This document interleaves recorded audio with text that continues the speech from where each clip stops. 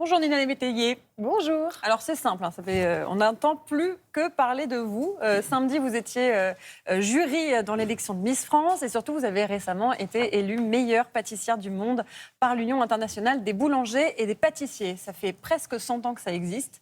Vous êtes la première femme à avoir ce titre. Qu'est-ce que ça vous fait ? Je suis très très fière, parce que c'est un métier que j'ai commencé il y a 18 ans. Et il y a 18 ans, il n'y avait pas de femmes dans ce métier, ou très peu.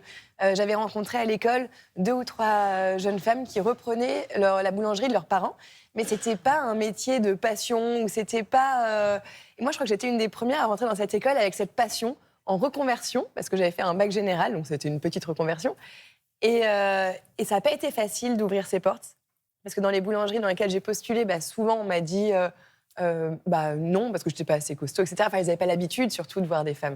Oui, justement, on parle souvent des métiers qui sont difficiles et inaccessibles aux femmes. On parle jamais presque de la pâtisserie, de la cuisine, alors que ça a été compliqué. Surtout, alors moi, quand j'ai commencé en boulangerie à 18 ans, c'était très compliqué parce que il fallait écrire une nouvelle histoire parce qu'ils n'avaient jamais vu de femmes dans ces métiers.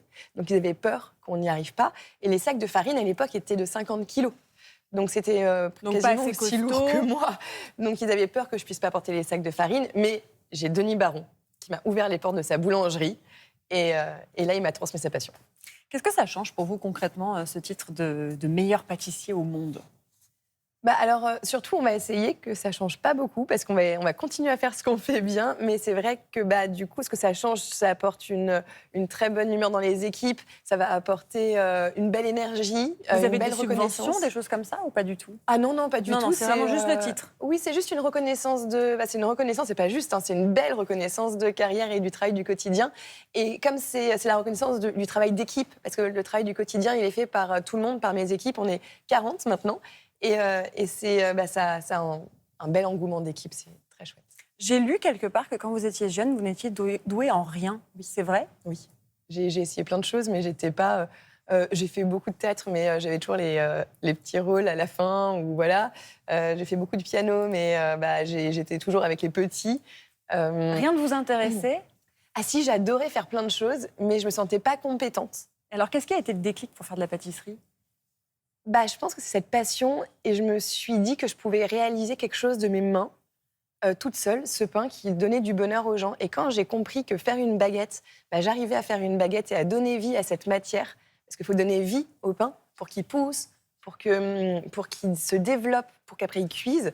Et en fait, cette baguette, elle rendait heureuse tellement de personnes que je me suis dit, c'est ça que je veux faire dans ma vie. Et là, j'ai beaucoup travaillé pour apprendre à faire ça. Alors justement, vous avez beaucoup travaillé, vous entrez au Meurice en 2011, vous faites des horaires à rallonge, ça a été assez difficile de tenir.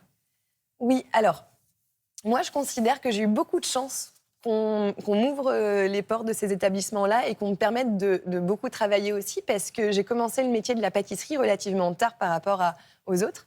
D'habitude, on commence la pâtisserie et la boulangerie vers 16 ans. Moi, j'ai commencé la boulangerie à 18 ans et la pâtisserie à 20 ans, 21 ans.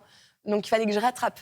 Et c'est vrai que j'étais contente de ce rythme soutenu, même si ça n'a pas toujours été facile. Parce que justement, moi, je sortais de petites boulangeries, pâtisseries, on ne m'avait pas appris à faire ce qu'on me demandait de faire.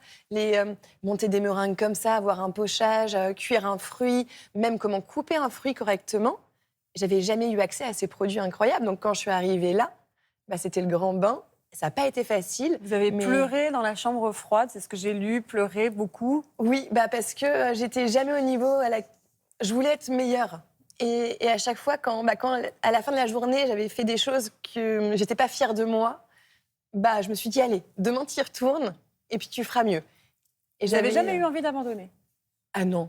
Jamais. Je crois pas. Et alors après, c'est aussi important de dire que je suis très soutenue au niveau de ma famille et même mon mari qui est derrière moi. Et c'est vrai que dès que j'ai des petits coups de mou, il va être là pour me dire « Mais non, Nina, tu vas y arriver. Allez, on y retourne. » Et l'entourage est très important aussi. Alors, Nina Métayer, c'est quoi votre dessert préféré ? À vous. Ce que j'aime manger ou ce que j'aime faire ? Qu'est-ce que vous aimez manger ? Qu'est-ce qui vous ferait plaisir, par exemple, pour votre gâteau d'anniversaire ? Alors, moi, je suis née en mai. Donc, en fait, je mange toujours des fraisiers. Et je veux toujours un fraisier pour mon anniversaire. Un fraisier pour Nina Métayer. Et quel gâteau vous préférez faire ? Je pense que c'est la pavlova ou la galette des rois. Il y a 2 choses. La galette des rois, c'est vraiment le gâteau pour moi qui est synonyme de partage. C'est très traditionnel, ça réunit vraiment tout le monde autour de la table, aussi bien les petits que les grands. C'est ludique. Et surtout, c'est à la lisière entre mes deux métiers, entre la boulangerie et la pâtisserie, à ce travail de la pâte, de la farine, du beurre, que j'adore. Et les Français, ils aiment quoi? C'est quoi leur dessert préféré? Chez vous, en tout cas. Alors, chez nous, ils adorent le chocolat. Ouais, Ils ça, adorent c'est normal. la craquante au chocolat. Après, on a la fleur vanille. Donc chocolat vanille, en fait, les Français sont assez classiques. Quand on est meilleure pâtissière du monde, c'est quoi la suite? Qu'est-ce qu'on peut vous souhaiter pour la suite? Qu'est-ce qui peut être mieux que ça? Garder cet équilibre et cette joie au quotidien. Et c'est ça, c'est ce qui est le plus compliqué, c'est que tous les jours, c'est remis en question. Et c'est à voir, quand j'arrive au laboratoire, que mes équipes, elles sourient, qu'elles sont contentes d'être là. Moi, c'est mon plus grand bonheur et c'est surtout ça que je veux protéger. Merci beaucoup, Nina Métayer, d'avoir été avec nous. La meilleure pâtissière du monde, vos bûches sont en rupture de stock, vos bûches de Noël. Vous n'en avez même pas ramené une pour nous? Alors non, là, on a beaucoup de boulot. Mais par contre, si on arrive à en faire un peu plus le jour J, on en mettra un peu en vitrine. D'accord, très bien. Donc on peut encore trouver les bûches de Noël. Ok, super. Merci beaucoup, Nina Métayer.